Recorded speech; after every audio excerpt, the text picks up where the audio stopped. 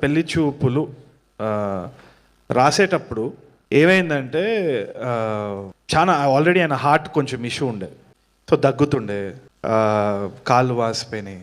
So doctors వచ్చి ఇన్నే కొన్ని నెలలు అని చెప్పేసి అంటున్నారు.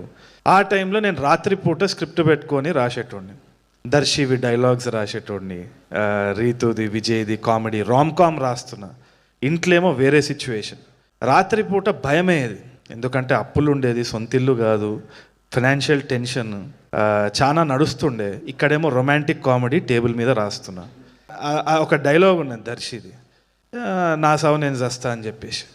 అది రాసేటప్పుడు ఏంది అంటే హ్యూమర్ వస్తలేదు, ఎందుకంటే నాన్న డాక్టర్స్ చెప్పేసినారు ఎనీ టైం ఏమైనా అవ్వచ్చు.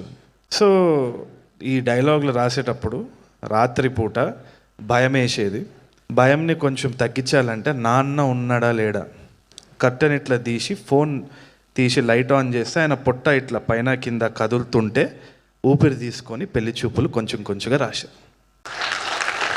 ఎందుకు ఇది ఇవాళ చెప్తున్నా అంటే, కామెడీ ఉండొచ్చు, చాలామంది చిన్న సినిమాలు కామెడీ అని తీసి పడేస్తారు, తక్కువ అంచనా వేస్తారు ఇండస్ట్రీలో కానీ, లేదు అంటే ఆడియన్స్ కూడా బడ్జెట్ చూస్తారు, ముఖాలు చూస్తారు, తీసి పడేస్తారు. కానీ ఆ కథ ఎక్కడి నుంచి వస్తుందనేది రాసినోనికే తెలుసు.